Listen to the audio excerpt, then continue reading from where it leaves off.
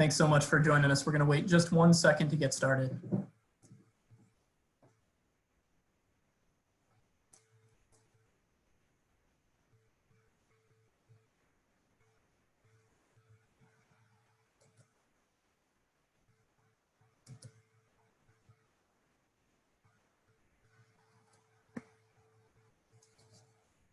Thanks to those who are signing on. We're going to get started in just a few minutes, waiting for some other folks to file in.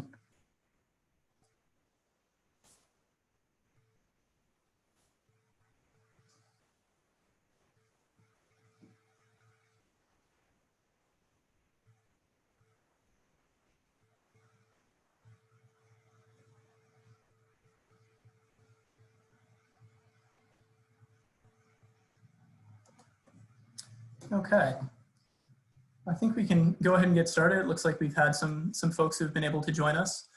We're thrilled that you all have decided to join us this afternoon to learn more about the kinesiology department, as well as about St. Edward's University. My name is Drew Nichols. I'm the Dean of Admission at St. Edward's, and we're looking forward to working with you through the admission process. And again, are thrilled that you've taken the time today to learn more about our community and specifically about kinesiology. I want to start off just by going over some housekeeping items so that you all know how to answer questions and know what to expect from the presentation. The presentation should last approximately 30 minutes, perhaps a little bit longer. We're going to have time for questions at the end, but we also encourage you to use the Q&A tool throughout the presentation. You can enter your questions for the panelists using this tool, and the questions will be asked anonymously.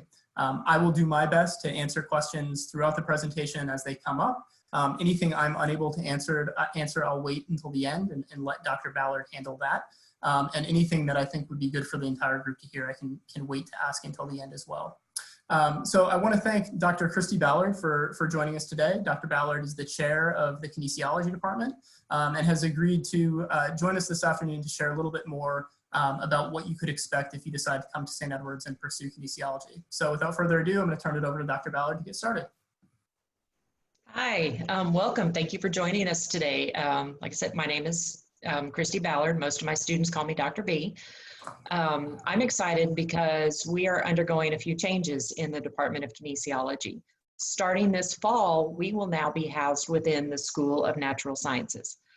There's been some reorganization, and so we're really looking forward to it. I know that we will still have the same programs. We will still have the same faculty. We're going to still have the same high quality. We're just going to be housed in a different school. One of the things that I'm often asked is, what can a person with a degree in kinesiology do? And I know sometimes it comes off a little bit flippant, but my response is, well, what do you want to do? We have 5 different major degrees that prepare you for a multitude of job settings. Some of them are going to be entry level, and we get that. Doesn't mean you're going to have to stay there, but you know, that's just the nature of the beast.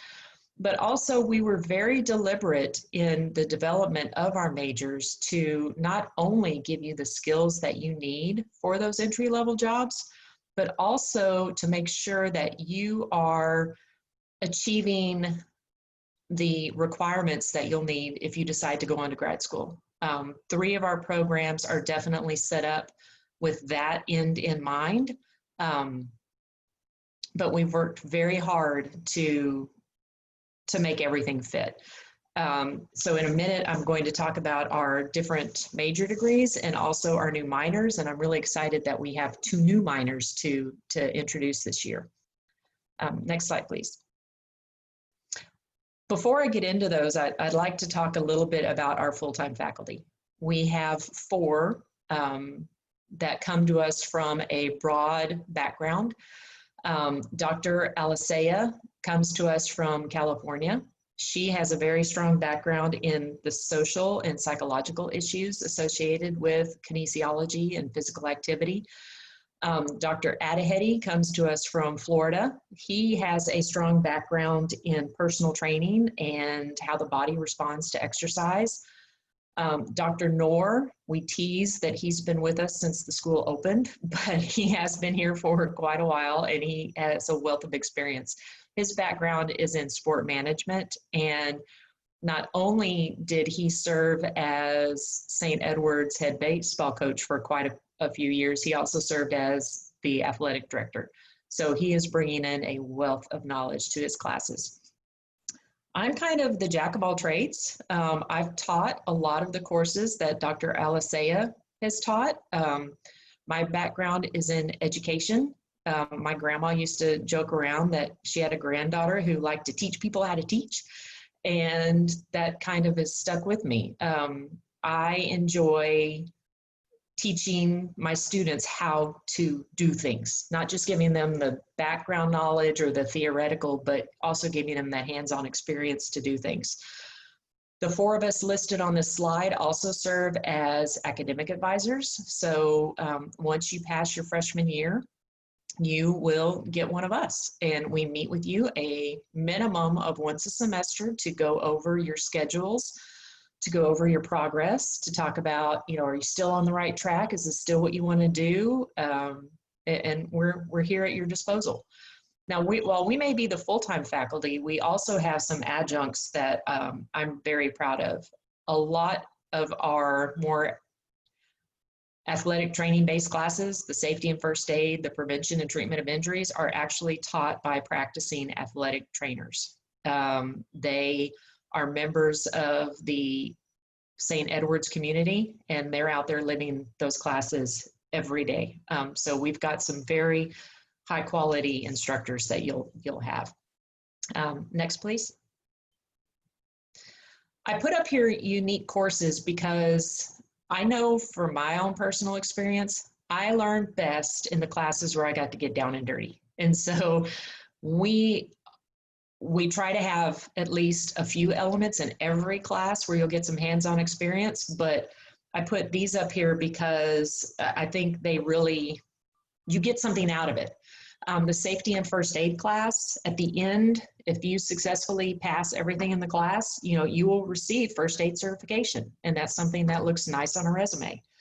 The 23-24, we often abbreviate that into adapted PE or special pops. I start off the class asking, how many of you plan on working with people with special needs? And I'll have one or two raise their hand. But then I ask, how many of you plan on being physical therapists or occupational therapist? And a lot of hands go up. I'm like, who do you think your population is? So we, in that class, not only broaden the definition of what special needs are, but I make you go out and engage and do 15 hours of hands-on activity working with somebody with special needs in a physical activity setting. The Kines 23-28, at the end of that class, it prepares you to sit for the National Academy of Sports Medicine Personal Training Certification, another really nice thing to have on your resume. The nutrition class is starting for the first time this fall. It was designed by Dr. Adahedi. I know that biology offers a version of nutrition, but theirs is more at the cellular level, and ours is more at the application level. I mean, looking at how nutrition is such an integral part of your strength, your endurance, your performance, and how do we achieve those best levels? The strength training and conditioning class is also a new class developed by Dr. Adahedi, and at the end of it, you would be able to obtain your certified strength and conditioning specialist certificate. And then every kinesiology student does an internship. We do this towards the end of your junior year or your senior year when you have some of that foundational knowledge underneath you, but you do 120 hours working in a professional setting. We help you find your placements. We don't just leave it for random. We help you find a place where you're going to learn, and you get that great, irreplaceable hands-on knowledge working with a practicing professional. It helps you to create your network that you'll need, but also for those that are planning on going on to physical therapy or occupational therapy school, that's 120 hours that you get to put on your application, and it looks really nice. So now I want to talk a little bit more about each of the degrees on their own. So next, please. General kinesiology is probably our degree that has the broadest scope. kind of designed for those who know they want to do something in a physical activity setting, but really don't know what. It has 40 hours of required coursework. All kinesiology majors are going to take a general biology and A&P 1. I mean, you're a kinesiologist. You should have a basic understanding of the body. But this particular degree is great because it allows you to add other minors. We often have people add teacher education minor. Here in the state of Texas, if you want to be a coach, you're also going to have to be a teacher. So we set that up. I know that I've had students before pick journalism or communication as a minor so that they could go on to do sport broadcasting.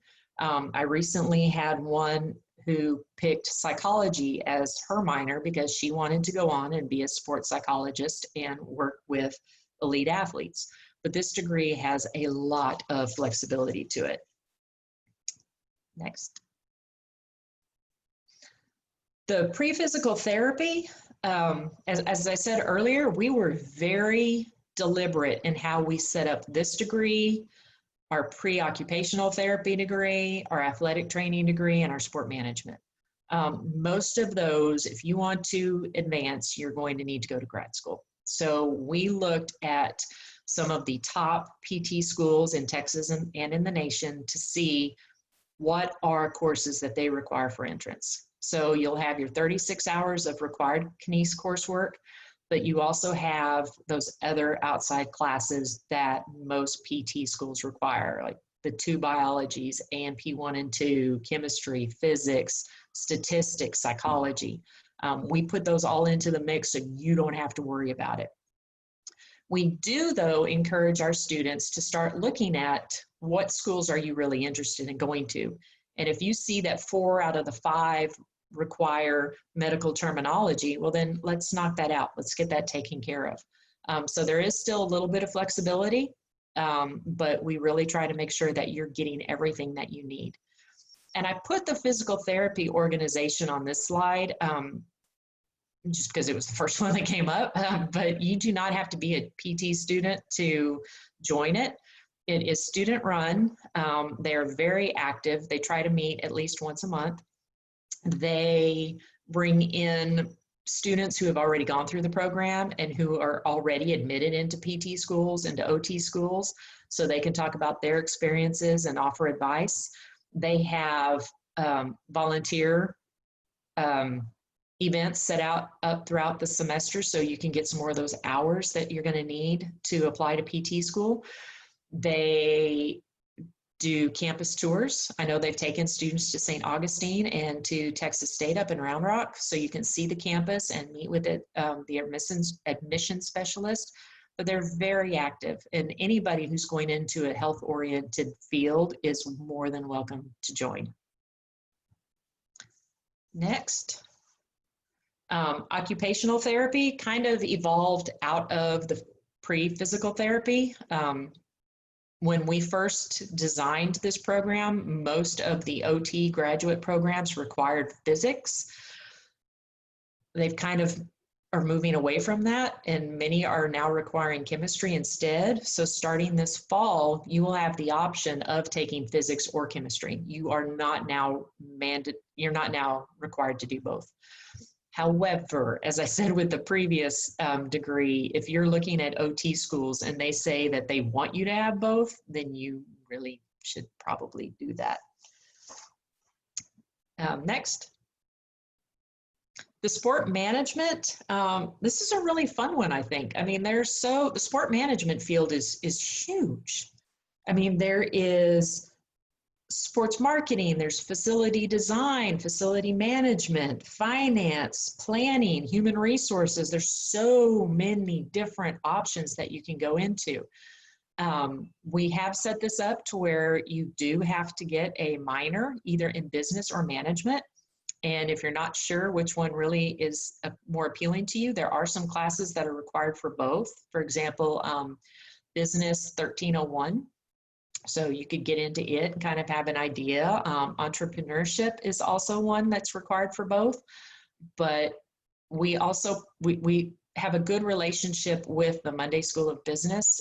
You would also have a minor advisor in that area that would help guide you through the process to make sure that you are getting the courses that you need, the ones that you're interested in. And our last major is athletic training. Right now, it is set that you can meet, that when you're done, you can sit for the Texas license exam. One of the caveats of that exam, though, is that you can only practice in Texas. And for some people, that's perfect. I mean, they don't plan on going anywhere else. They're more than happy to have that degree, stay at home, not ever move around, and that's good, and that's great for them. However, that also kind of limits where you can work and what you can do. The program, the entire field itself is moving to a national exam. And that will allow you, it's a master's program, and that will allow you to work nationwide. The way it is now, if you're only licensed in Texas, if your team travels to another state for competition, you can't go with them. The national frees you up to do that.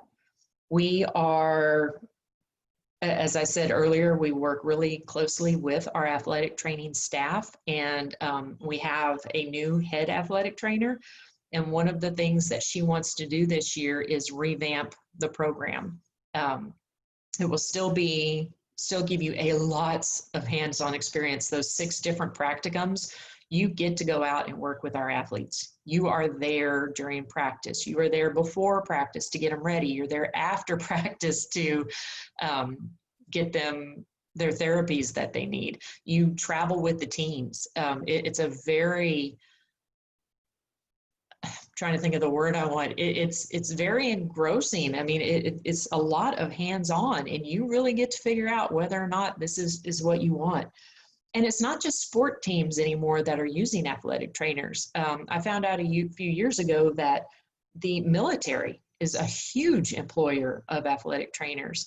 And we're also seeing more and more big companies hire athletic trainers because, you know, they've come to notice and realize that if they have fit, healthy employees, they don't have to pay as much in insurance. So there are a lot of companies, Safeway, Austin Metro, they are employing athletic trainers to work with their staff members to keep them healthy. But we are looking at redesigning, kind of fine-tuning the program, make it a little more streamlined to get into that master's degree. And then the last are our minors. Generally, if you're majoring in kinesiology, you're not also minoring in it. But we do have some students who, like for example, I've had a couple that started off with kinesiology and with a business minor, but felt in their hearts that if they flipped it, they would have better job opportunities. And I'm not going to tell them they're wrong. I want you to be happy with what you're doing. But starting this year, we're offering 2 brand new minors, a fitness and conditioning minor and a recreation management minor. Both have an internship where you will work in that field. We have partnered and talked to our recreation or RecWell team. They're looking forward to it. They see a good partnership there. But we also have a regular kinesiology minor and a minor with a coaching emphasis. So if you decide that you like kinesiology, but it's not really what you think you want to do for the rest of your life, but you want something, I bet we can find a way to make it fit. But that is my presentation. I know we got a little bit late start, so I hope I didn't rush through it too fast. I very much appreciate you joining us today, and if you have any questions, let me know. Thanks so much for that, Dr. Ballard. If anybody has questions, for those of you all who signed on a bit late, we're using the Q&A tool. But I will start with one. Can you just talk a little bit more about the hands-on experiences that some of your students have had recently? Are there any either notable internships? You mentioned that that's a requirement of the kinesiology degree, or any exciting job placements or grad school placements that you might be able to talk a little bit about as an outcome. Well, I have one pre-PT student who got offered at every single PT school she applied to. Her experiences on campus, she was able to do a study abroad, but she was very involved. She was even the president of the PTO for a year, but she was outstanding. She did a great job. The hands-on experience, in my class, I know that we have taken advantage of the local community. We have worked with the YMCA SNAP program. We work with, Austin has a group called Greater Opportunities. Those students primarily have intellectual special needs, and we partner with them and serve as personal trainers. We also do a lot with the Special Olympics. So my students get, hands-on experience really working with people with special needs, both cognitive and physical. And they've also done a lot with the local wheelchair basketball and rugby team, and have just loved it. I mean, the firsthand experience they get. The internships, I know I had one recently who worked with one of the local golf courses, and he's now starting applications for his master's program. He loved it so much, he wants to get more involved. Very helpful. Thanks so much. We have another question from a student that says, is there a separate application required to get into the kinesiology department? No. No, you declare it on your degree. Great. And what you'll do for you all when you apply is you can indicate if there's a specific area of study that you're interested in. That's helpful for us to know at the admission process, during the admission process. But if you change your mind, or if you're not totally sure what you want to pursue, you're not bound into one particular major. And so there is some flexibility there. Oh, definitely. I mean, and I often have students that flip back and forth between occupational therapy and physical therapy. And it's fine. I mean, we work with you. Like I said, we meet with you at least once a semester to go over, is this what you want? Or, and how do we keep you on track? And do we need to play catch up? Do we need to, what do we need to do? So yeah, anytime you have any questions or concerns about, I'm not sure if I'm on the right path, we're more than happy to talk to you about it. Great. We have a couple more questions coming in. What is the main difference between PT and OT? That's a fun one. They work together a lot. Probably the more simplistic way of saying it is that PTs help restore function. Like if you tore your shoulder, after surgery, they come in and they help you regain flexibility and range of motion. The occupational therapist works more on form. Sometimes they do things a little bit more long-term. The two definitely do work together. They both have areas of specialization whether or not you want to work with athletes or geriatrics or infants, cardiac, there's a lot of different, but they work together a lot. The PT is usually the first one in, and the OT is usually the one that sticks around a little bit longer.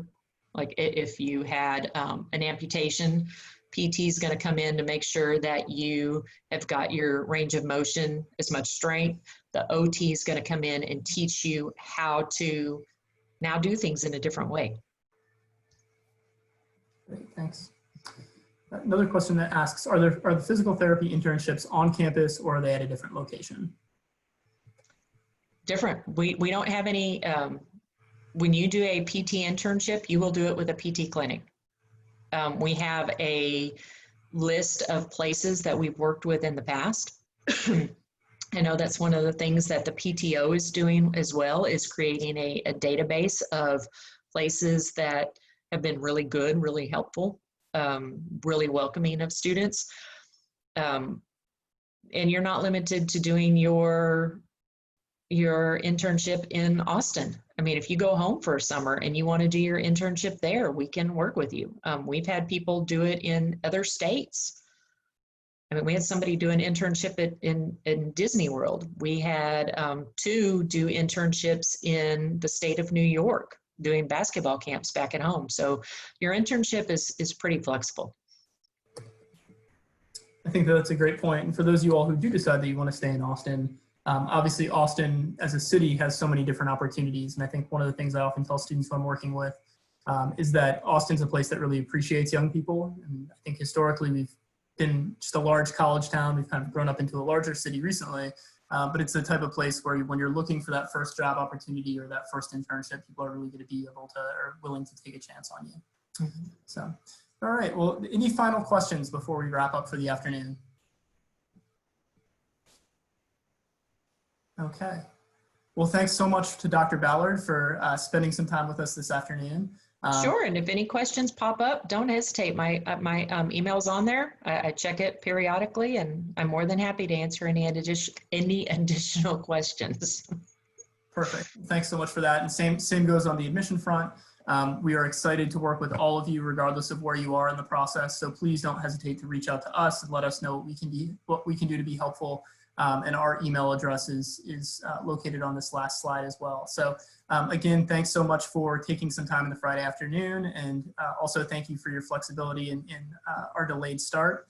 And we'll look forward to seeing you in our applicant pool and hopefully for a campus visit sometime in the next year. All right. Thank you all. I hope you have a good afternoon.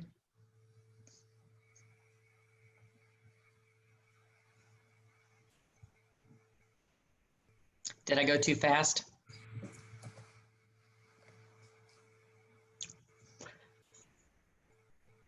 We're all